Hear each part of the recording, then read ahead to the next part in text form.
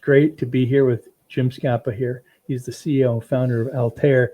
And what a pleasure it is to be here with you today. Wow, a founder of Altair, the founder. It's nice to see you, Jim. Nice to see you as well. You just got quieter than you were before, so now I have to make you louder.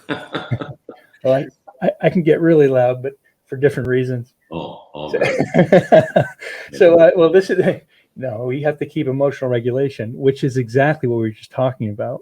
And Jim and I were talking a little about being founders and keeping our emotional regulation and how we can enable that most loved workplace, really, and how being at a most loved workplace and leading in a most loved workplace is one and the same, really, right?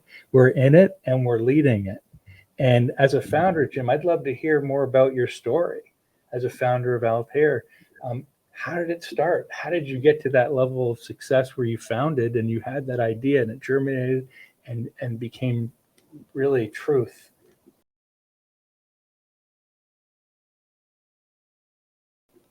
It sounds very exciting, but it's more prosaic than that.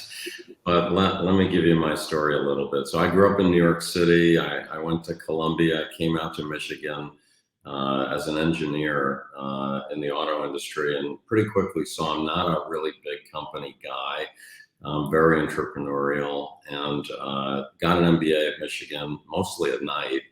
And then thought I'd go back east to work in a venture capital firm. I had these notions. I was very young, and saw the opportunity. I was involved with a new area of computer simulation, and saw an opportunity to start a company. Started a business, $1,500 of startup capital, so nothing like what you see these days, especially on the West Coast.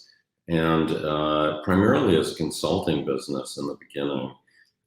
Very quickly was developing some of our own software. I've always been kind of on the software side, and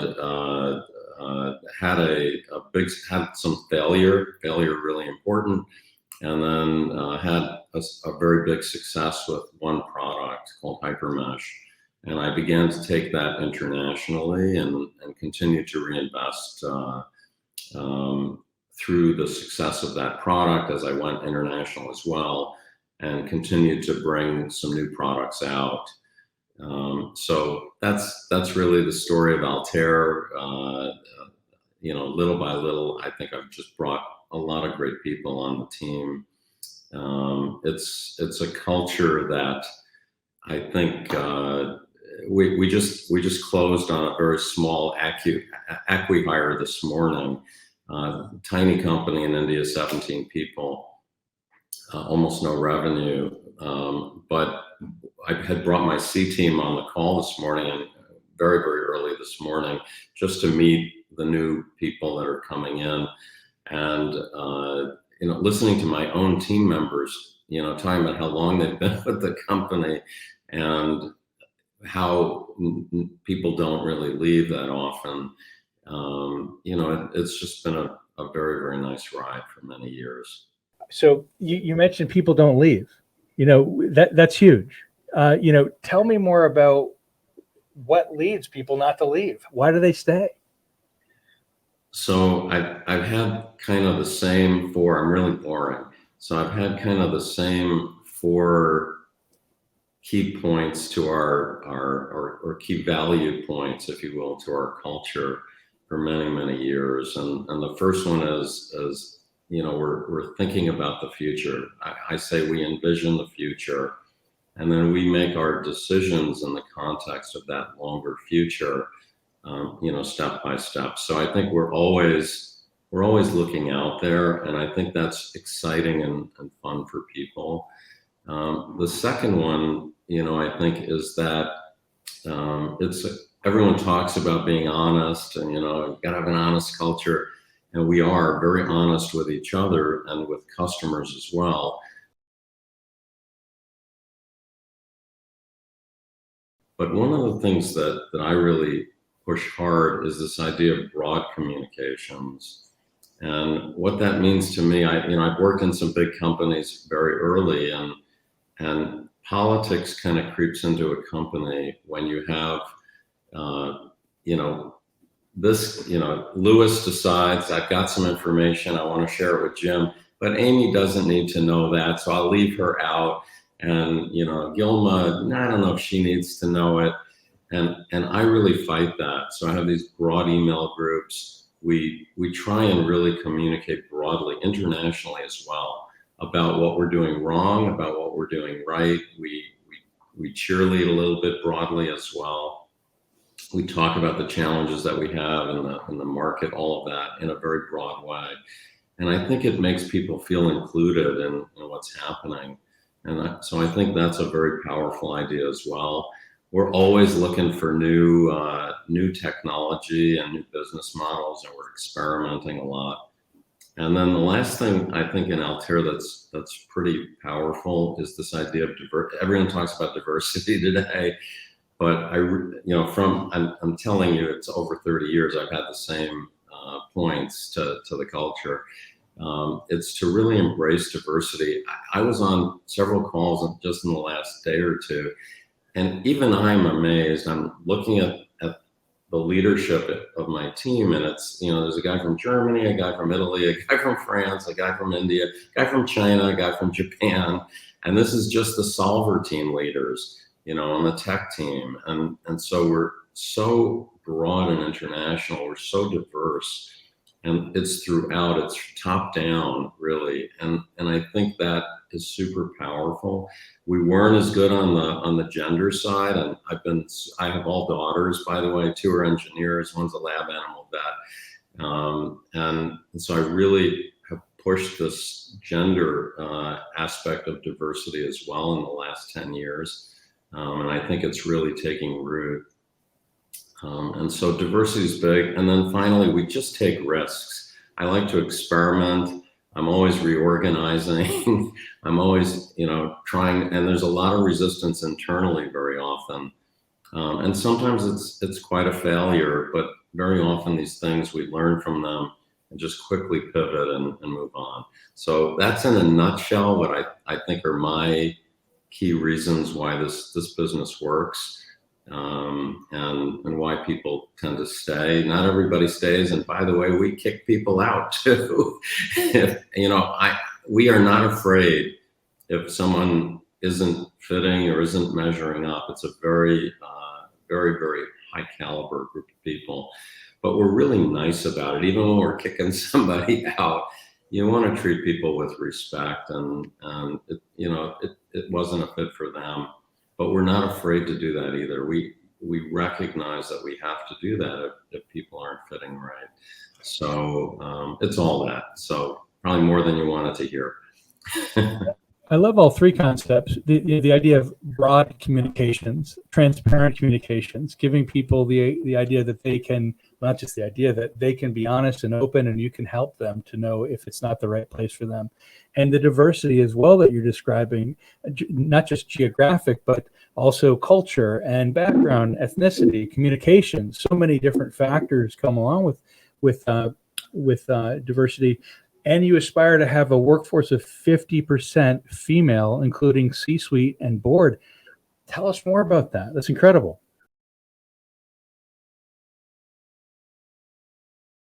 Yeah, I just think it's part of the whole diversity element. You really want the perspectives. To some extent, I see it as the power of the U.S. My parents were immigrants from Greece in the early 50s. I see the power of the U.S. historically as this idea of diversity. Actually, I think some people are fighting against it now and whatever, but that is the historical difference. If you go to Japan and it's fairly monocultural, if you will. Of course, that's changing too, but that diversity of thinking is very important, and having women in that mix is just so important, I think, and not just tokenized. There's so many amazing. If you go to the very top technical universities, Columbia, where I came out of and I'm very active with, but most of the really top technical universities are 50% women at this point. And as you go down, it's less so, actually, believe it or not. And as you go down, you see women entering in freshman year and dropping out after a year or two, because what's important is that they see the professors, there's the people to aspire to need to be women as well, which is why you need the top down, bottom up. And so, yes, I'm a huge believer in that gender diversity. And that's really what you've aspired to here is it's C-suite and board. It's both. And board. Like you said, top down. And the competencies, the behaviors that you have now are inclusive. And that's what you're creating to be a most loved workplace, is an inclusive culture. And that respect that you also spoke so much about is such a critical keystone, really, capstone and keystone feature of being a most loved workplace. Thank you. Tell me more. I always like to know, especially from founders, sort of how is it that there are things I'm sure you could teach people right now, and me as well as a founder, and I'd love to know what are there things that you would sort of never do, right? And why?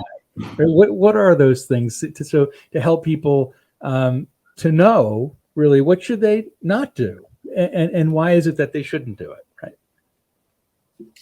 I'm not sure I know exactly what you should never do, and I'm quite certain that I'm super far from, I make so many mistakes, it's crazy.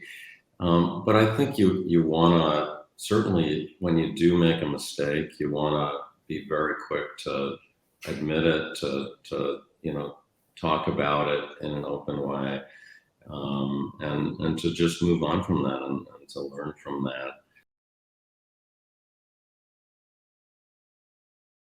So I don't know about what you should never do.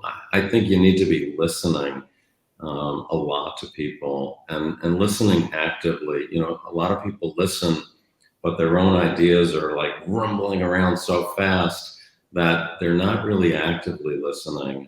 And I think it's super important. People want to be heard. You really have to very actively listen, and you're obviously terrific at that. That's what makes you good at what you do.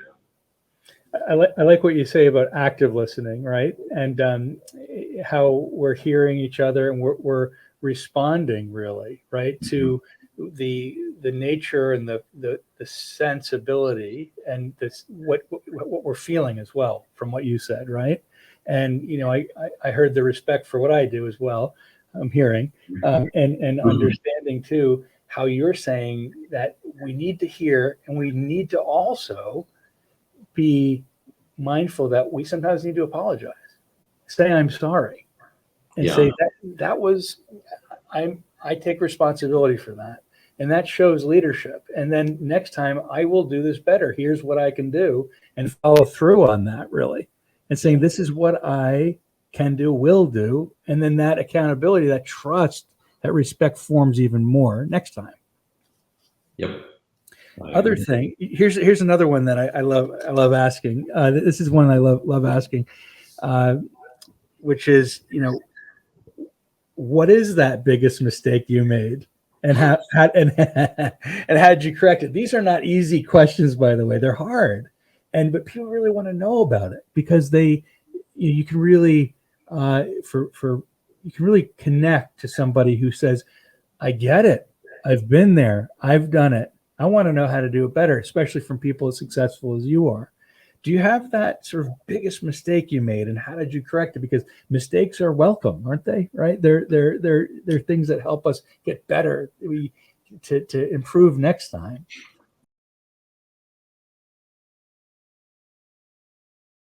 I don't know that I want to pick a specific one out. I've made more mistakes than you can imagine because I really am an experimentalist. I've reorganized 100 different ways, and one of the things that I've found is something that doesn't work today. Very often, we all tend to say, well, I've had that experience, because we're products of our experience. I did that didn't work. that'll never work, right?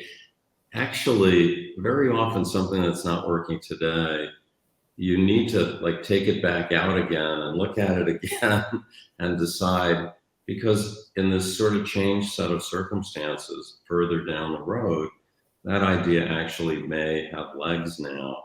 And so I think that's super important. I mean, the most of the mistakes that I've made are around people. Quite honestly, I've opened offices in 26 or 27 countries, and I used to travel, visit each market, each country, spend a good deal of time there, meet a lot of people, customers and resellers and others, and then I would identify who I wanted to lead that market for me, and I would recruit them and bring them in and raise that whole thing. And I've made some mistakes on some of those, and had to correct those. I've had people who stole and cheated us, and we grew up as a private company, and maybe there were some fewer controls, and I've had to remove those people, and in some cases. But in general, first of all, I think I'm a pretty good judge of people, but not always. And people change as well. But in general, I think I believe I have to trust the people who work for me a lot. And I do, and I trust them with a lot. And I think if you trust people, they give back way more than that. When they violate that trust, I'm pretty firm about it. I'm not good with people who violate that trust, but I don't want to spend my life policing people in any way at all. I'd rather trust them, give them the tools, the power to get out there and innovate and be creative. And usually they just return that in such great ways. So I don't know if that's the answer to your question. It's not, but sorry. It's a great answer to the question, and I hear this so many times from founders, especially, about we have to find the right people, and then when we do find the right people, we believe they are, and we give them the trust, and then they take away that belief that we can trust them. What do we do now? What do we do now? And we've lost, they've lost. And it's a lose-lose situation. And I really like what you said. It's important to be firm. And perhaps, I would say a mistake I've made in the past too is the firmness and the inability to, or my inability, I'd say for myself, to say that's not the right person for this, to not know it was coming, and not know the nuances of their behavior, because we can have people that we knew, maybe, for you at Columbia back in your days, right? You knew, you had your friends and people you knew and you went to class with, and you know how they behave by and large. And right. Or you had your, Friday nights, Thursday nights when you all went out together and you got to know them when you're with 3,000 people and you have a board and you have people all around you, you can't see around the corners as well. It's hard to see around the corners. And having trusted advisors, people who can poll and see what's around you when you can't, is essential. Sounding boards, and so important, right? Right, Jimmy? That's really what we're talking about here? Of course. Yeah. It's not easy, an easy place to be, and it's great to hear and see your success. It's wonderful. Success does not come without a price. Does not come with a price, without the change that you've gone through personally, professionally, deep change. And I don't think a lot of people understand that. They just think, oh, he's the founder. He's done incredibly well. He's successful. Oh, great job. They're jealous in some way. No, Jim worked really hard for this. He worked on himself. He worked on understanding others. He at times wasn't able to trust people because they didn't earn it, right? It's not easy to succeed. It is not easy. It is a painful process. No, that is very, very true. I've had to change, started basically with a couple of people, and we've grown, to a pretty large business, publicly traded. And I personally have had to morph from being, a leader in my 20s of a very small team, and up to 50 people, then to 100 people, then to 500 people. And at every stage along the way, the business needs to change, and I need to change as a leader. And then, I had a lot of people tell me, don't take the business public, Jim, you'll hate it, all of that. But, I enjoyed that challenge, and I enjoy that challenge because I love change. And I actually enjoy the aspect that I have to do things differently, and trying to keep as much the same, but still respecting the new rules of being a public company. So yeah, absolutely. I'm a really fortunate person, though. I have an amazing family. I have 5 daughters and 5 granddaughters, and we're a very close family. And the business is so successful, and the culture in the business is very, very warm, even at our size. It I think would surprise a lot of people. Of course, thank you for the award. So somebody noticed, but yeah, I feel very fortunate. It's important too to have gratitude for our situation, to have gratitude for who we are and where we're at, and our family, and to know that we can help others as well in that process, to pay it forward in many ways, and to create that culture for others so they themselves can prosper. That's a recipe for success. Yeah, within Altair, when we IPO'd, we had about 800 people who had equity in the business. A lot of founders will hold on to all the equity, but I really distributed a lot, and we continue to do that. And it was super gratifying to me. I mean, there's many, many millionaires and multimillionaires who have come out of this.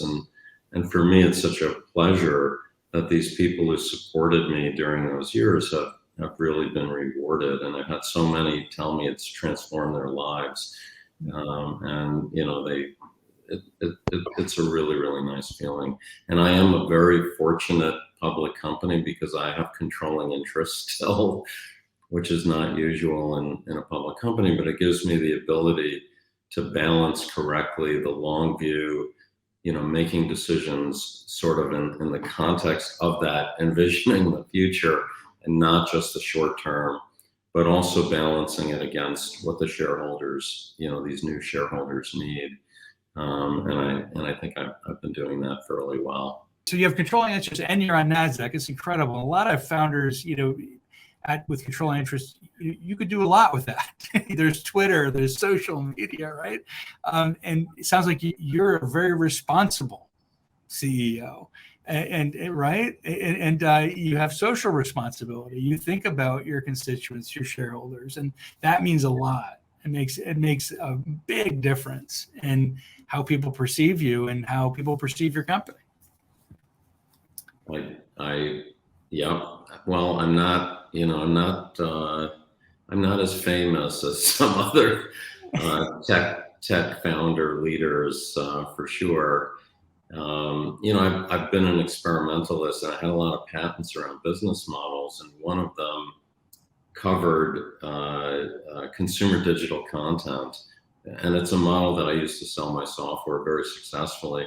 But I built a platform that was music, books, podcasts, all of that. We called it Wave, an amazing piece of technology with a lot of machine learning to create playlists and all that. And we had about 15,000 monthly active users, and we shut it down. But had I been the guy Twitter, using Twitter and social media very actively. If I was, let's say, Elon Musk, that thing would have been killer. So maybe I'm doing some things wrong. Maybe I need to be much more out there and visible. But for me, this is my personality, and it's worked successfully for me. Well, like you said, there's always room for change if you want it. It's always there's a cost and benefit to change, right? So it's Right. And so it just depends upon, I think, wishes and choices at that point, right? Especially at the level you're at. So, Jim Scapa, they're really nice to meet you. Really great to interview you. Congratulations on being a most loved workplace. Really great to talk with you. Louis, thank you very much. Appreciate the interest in speaking with me, and really appreciate the award. Thank you so much.